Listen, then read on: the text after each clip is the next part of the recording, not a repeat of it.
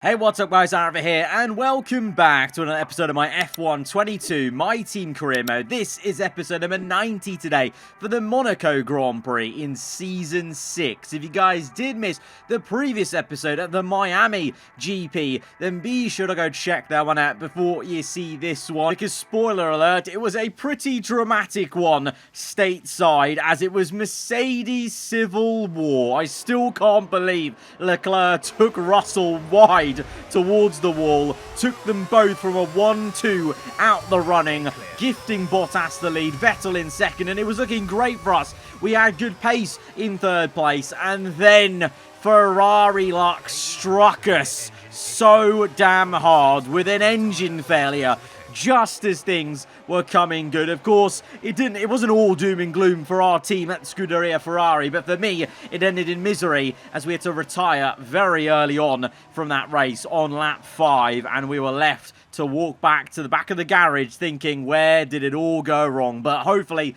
we can bounce back at Monaco in the biggest fashion, because we know the pace has some...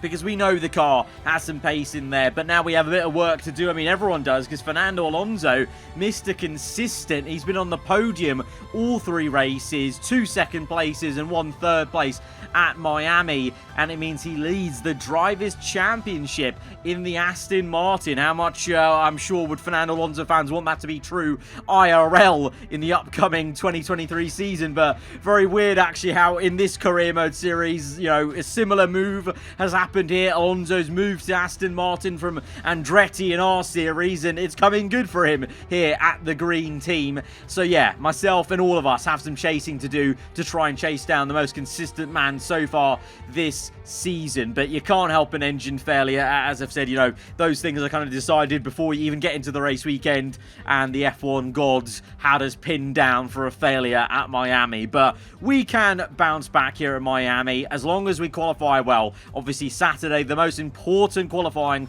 of the entire season around here at Monaco, but we're showing good pace as we now enter Q1 and get into the action straight away. Purple second sector, green first, and a little bit of drifting and wrestling in the last sector as we get to grips with this car, having done 1 flying lap, but big improvements of about 4 tenths there on the second flyer to get up into third place. Verstappen, though, showing some very good pace indeed in that first session, fastest of all, just ahead of the home favourite Leclerc. But Verstappen, you know, I didn't mention it, but he came off a win at Miami. That's why it wasn't so bad for Ferrari at Miami. I was DNFing and he got the race win. So he comes into this weekend with maybe a lot of confidence and maybe some momentum for him on that side of the garage. And by the end of it, we actually moved down to P13 as the track got quicker and quicker, but I'm not really worried about that, because, you know, usually Q1, as long as we can get through, that's all that matters. And now it's business time, as the track will speed up, and we will speed up with it as we're trying to now navigate sector 1 as close as we can to those walls and apexes. Green first sector, so maybe someone's gone a little bit quicker right now. Gasly at the moment popping in a good time as McLaren shows some signs of improvements, you know. Gasly finishing in the points at Miami with a little bit of luck as well, but you need that sometimes, and maybe he can try and build some momentum of his own as we continue to struggle a little bit at wrestling the car to go through that final corner. But it's working for us in Q2 as we go top of this session, and it's a 1-2 for the team here at Ferrari as we're both through into the top 10 shootout, along with both AARava Archer racing cars. Only 1 Mercedes as Russell struggles and the home man is through, along with 1 Haas of Schwartzman, 1 Aston Martin of Alonso, 1 Gulf Porsche Williams of Magnussen, and 1 McLaren of Pierre Gasly. So a lot of people climbing their car up, maybe, you know, a lot higher than their teammate, but myself and Verstappen and Vettel and Drugovich continue to match each other respectively as teammates. But now this is the business end, and I expect some people to be a bit quicker. I think both AARava Archer racing cars are going to be up there. Drugovich and Vettel, they were looking pretty decent at Miami, even if they did fall away after our DNF in the simulated rest of the race. And, well, Leclerc tops the session right now, finding some energy from the home crowd around here, but we go quicker and just about go P1. Alonso, though, up in P2 as he pops in his time as we're now going for our second final lap, getting so close to the wall there through Casino Square. Purple first sector, making some gains of about nearly a tenth and a half, losing a little bit into the hairpin, and we maintain that advantage into the final two corners, then lose a little bit of time as all weekend we've been so through the final corner, we lose it all. Big snap of oversteer. That's unfortunate, but it won't matter because our first flying lap was good enough to secure us pole position in the place where pole matters the most at the Monaco Grand Prix. But look at that, Alonso in the Aston Martin, so close to us. The top four separated by less than 1/10 of a second. That is insane for the top four, all in different cars. Ferrari, Aston, AAR, and Repsol Haas. Verstappen just couldn't quite muster enough to get towards the sharp end. But to be fair, this has been a very competitive top 10 shootout. The whole top 10 covered by just over 3/10. You know, the top 7 cars about just under 2/10. That's incredible. So it's going to be a mighty fine Monaco GP. It's difficult to overtake those. So we're in the best place possible for tomorrow's Grand Prix, just ahead of the man who leads this Drivers' Championship. Let's go to Sunday. A proper road race, and in the true meaning of the word. That's how Mr. Monaco, the late great Graham Hill, once described this iconic event. The cars we drive have come a long way in the intervening half-century, but still we race on those same public roads beside the Mediterranean. There's no victory more coveted than that of the Monaco Grand Prix. We're on the French Riviera once more this weekend at the 2-mile-long Circuit de Monaco. The cars will climb around 40 metres up the hill, past the casino, and then descend towards the harbour through Sector 2. It's a very short run from pole position to the first of 19 corners, and don't expect to see much overtaking here today. It's time to see how our drivers are stacking up after yesterday's exciting qualifying session. It's the owner-driver then in pole position, and it's Fernando Alonso alongside. Considering the rest of the grid, we have Drugovich, Schwartzman, Charles Leclerc, and Vettel, Gasly, Hülkenberg, Sainz, and Mick Schumacher, Bottas, Norris, George Russell, and Oscar Piastri, Tsunoda, Verstappen. They'll be starting further back after an earlier grid penalty. Alex Albon and Daniel Ricciardo, Perez, Magnussen. They've taken a grid penalty. Ocon and Liam Lawson. Now it's almost time for lights out, so let's go down to the track. It's race day yet again, and joining me for a chat is Anthony Davidson. And our racers are certainly in for a rough day today. What will you be watching out for as they head into turn 1? Well, the start of the race is always one of the most nerve-wracking parts. You have to hope that everyone is able to get off to a clean start, and this is possibly the trickiest part of the entire race. So many drivers in such a small space, and finding your braking point into turn 1 as well. It's a testament to the driver's skill that there aren't more incidents.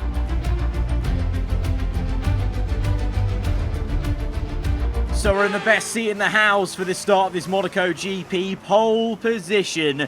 Now it's time to just try and convert this into first place. The strategy now is going to be pretty simple around here. Mediums to, well, either hards, or last season we actually managed to go to soft tyres, which may well be the way to go this time as well. As long as you can take those mediums long enough, it actually does pay you dividends at the end of the race being on softs. But I'm hoping we won't need a soft tyre to overtake people, because from first place we can just control the race and have that track position. It's just going to be all about this race start, the run to turn 1. We have to try and keep this first place versus Alonso, but I know he's going to be a very quick starter. You've also got some quick cars behind him, Drugovich and Schwartzman. Leclerc starting on hard tyres for his home race in P5, so going a bit differently, so have to watch out for the Mercedes and see if they're going to try and jump us on the strategy. But here we go to 5 red lights, the jewel in the F1 calendar. The Monaco Grand Prix is underway, and it's a fantastic start for us. Alonso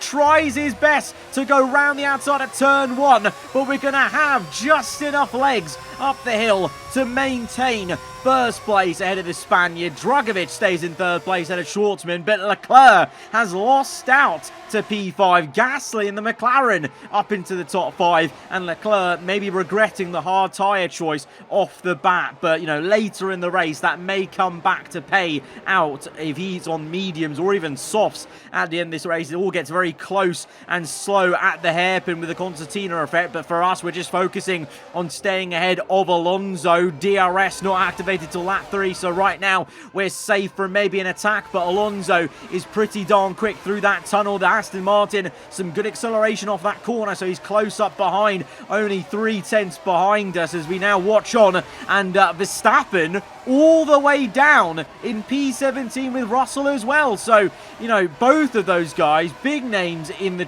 previous championships and in the last couple of races, down the order, they're going to find it very difficult today as Russell is actually struggling to keep Verstappen at bay because he's also chosen the hard tyres. But that's even weirder decision from him, you know, being all the way down in P16. So he's really playing the long game. And Verstappen is going to have to try and get past him on the mediums to use those tyres to good use. But it might be a long day in the office for my teammate and Russell. For us, we've just got one target. It's first place. But we've got this man all over the back of us, the man who leads the championship, and he's getting so damn close to us out the tunnel. But for now, we're going to keep our cool and stay ahead and just have enough battery to save us. Alonso and a lot of the top 10 staying with us, and there is a little train maybe down to about P4, and then Gasly is actually got a bit of a breather gap to Leclerc, who actually might act as a bit of a bottleneck for the rest of the grid, so that might just allow us 5 to pull away and solidify this top 5, and it'll just be a battle, you know, in amongst ourselves basically. So Leclerc can actually help us today by being slow on the hard tyre, actually, ironically, as we now move to lap 4. Alonso hustling and harrying us and really sticking on the back of our rear wing. He's now got DRS through the tunnel, the extra DRS zone we've had for a few seasons, and even with a little squeeze to the inside, that doesn't scare him, and he just pounces down the inside. We tried to make his racing line tighter, but that did not faze him whatsoever and actually caught me off guard. I really didn't think he was still going to go for that move, but alas, he's gone for it. He sent it and has found supreme confidence in that Aston only 4 races in to his new car. So now we're second place. We're the chaser, he's the hunted, and we've got to try and swap that back, and we know we have some pace in the car, and we're going to now have the DRS through the tunnel to try and make the same move actually as we deploy battery all the way through. Oh, it's going to be close. Alonso cuts the curve to stay ahead a little bit. We get the better exit. Battery use again to get our nose in down the inside as we go to swing pool now. Alonso! Oh! Alonso pinches us towards the wall. We've somehow stayed in the race, but there's a crash behind as Leclerc hits the back of Gasly, and there's a huge pile up as there's 4, 5 cars caught up in it, and maybe more, as they're all going to concertina together right in the middle of swing pool. And this is why Monaco can be so deadly. Multiple cars out this Grand Prix. We're down to 16 cars still in this race, and there may be some more casualties to come as Sonoda is disqualified, Albon, Norris disqualified, Russell disqualified. 4 people have been disqualified in this race for being in the middle of the circuit, I believe, as we come in for a pit stop. We had a puncher on one of on our front left, I think it was, broken front wing, and I think we have more damage that wouldn't have been fixed in the pit stop because we clouted the wall pretty damn hard from that squeeze from Alonso. Oh my god. Okay, that's not just like a little bit, that's monumental damage.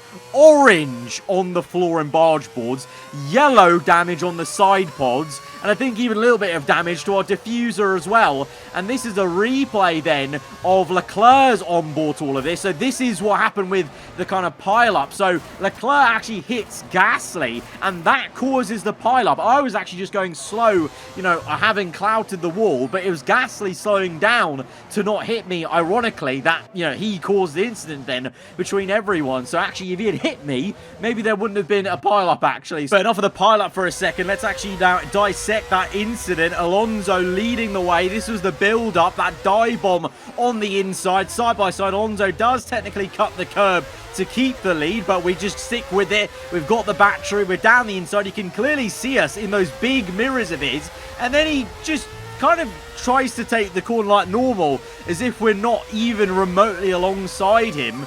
Doesn't really even flinch in the cockpit whatsoever. At this point, we may have backed out, but I honestly thought to God he was going to give us the room, but then he just turns in. You can actually see his car direction is aiming for that apex, as if we're not even there whatsoever, and then we're just a passenger into that wall, and I think that's the clout that broke most of our side pod and floor, and then that was the ensuing carnage behind us, as there was a 3-wide pile-up, and this is the onboard from Felipe Drugovich, and he actually unfortunately got caught up in this incident with me as collateral damage. As you can see clearly there, this move to the left, almost a bit of a swipe from the onboard of Felipe Drugovich, it looks like, and he just got caught up in it himself, and both tyres got sheared off, and then, yeah, it wasn't a great picture for the likes of Mick Schumacher coming in hot and fast. And so, with all of that, under a safety car now, Alonso still leads this race, Schwartzman up to second, Gasly in the McLaren third.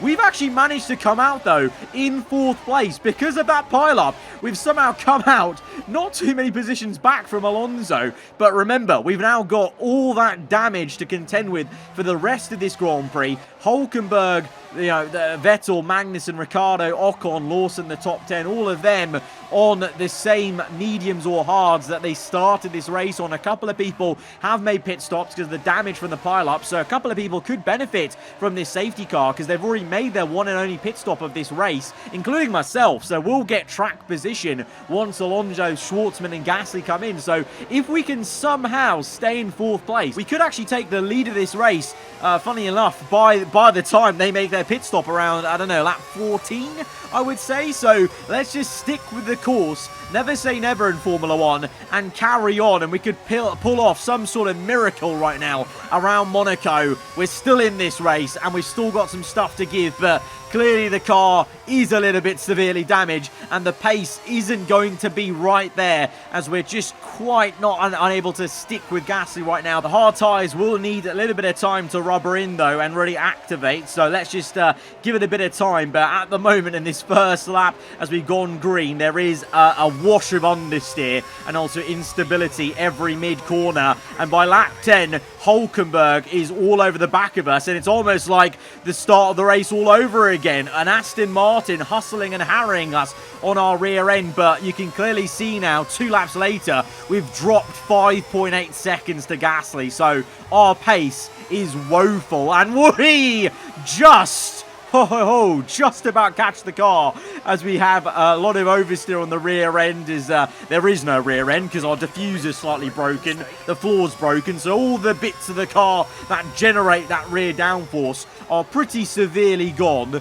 and it's showing because we only just narrowly stopped ourselves having a DNF there, right there and then in Sector 3, but even if we didn't, the pace is really shocking. 7.5 seconds to Gasly. At this rate, we won't even be in first place still by the time they make their pit stops, because they honestly might be a pit stop ahead of us by the time they come in. And we've lost 3.7 now to Hülkenberg. Lap 13, exit of turn 1. We almost put it in the wall on the exit, and Vettel gets past with the elbows out. He doesn't want to lose any more time because we're basically now a bottleneck for everyone. I was laughing at Leclerc being a bottleneck earlier on the hards. We're now the bottleneck, but it's not just because of the hard tyres, it's because of the damage. Magnussen now does this and embarrasses us at Mirabeau because I just can't slow down the car because it's getting worse. We've seen this before. When you have damage like this, as you go around the lap, the damage actually gets worse. You get incremental damage because the parts start to deteriorate. The floor, the side pod, diffuser,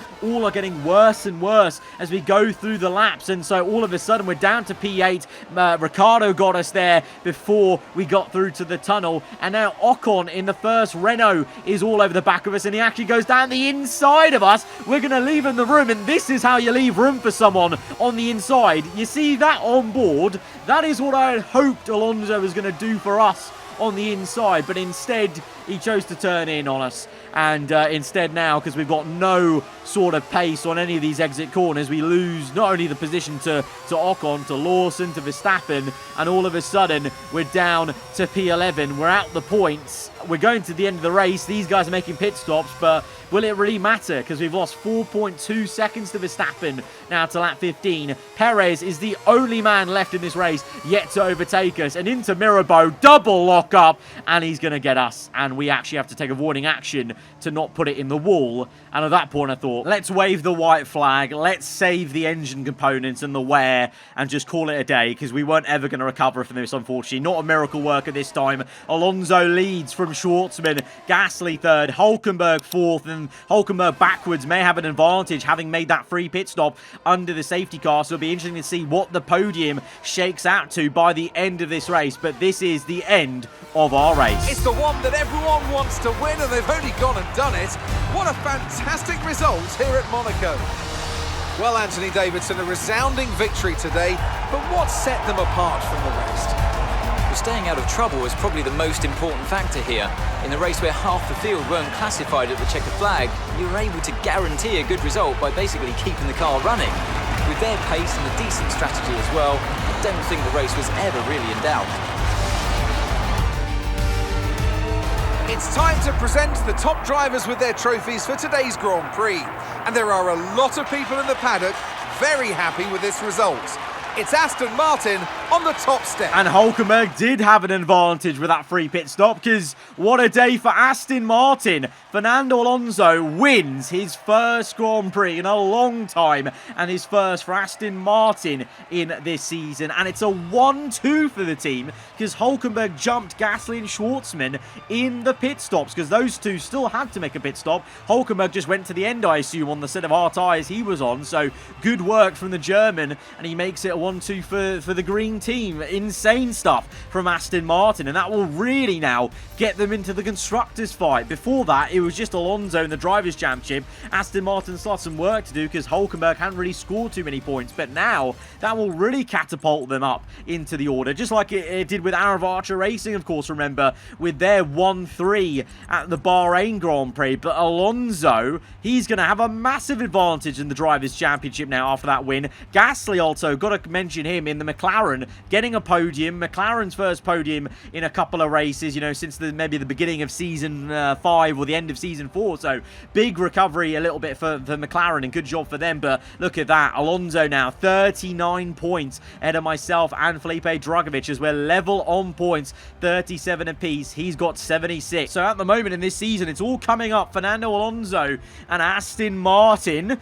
Could we see a similar sort of thing in 2023 in real life? Who knows? But certainly in the game here, Alonso fans and Aston fans, your dreams are coming true. But frustrations for us, I really thought, you know, there would have been a race on. This would have been a real good one versus Alonso. I think we had very similar pace. We clearly could make some overtakes. He did make an overtake on us, and we were trying to make one. And unfortunately, he just didn't leave us enough room there to work with. And we were out of the Grand Prix. So 2 non-points finishes for us. We've come back from worse, though. Remember season 4, we've come back from worse to still be in the championship fight. And the difference is here, it's early days and it's only down to one engine failure. This one was a racing incident in terms of actual crash itself. So still got hope, we've still got pace in the car, and there's still a long way to go. But that has been a subdued end to the Monaco GP, but an exciting one for the championship leader. Guys, if you have enjoyed this one, hit that like button, let me know what you thought in the comments below. And if you're around here, then do get subscribed for weekly Formula 1 content. I'll see you guys next time. Goodbye.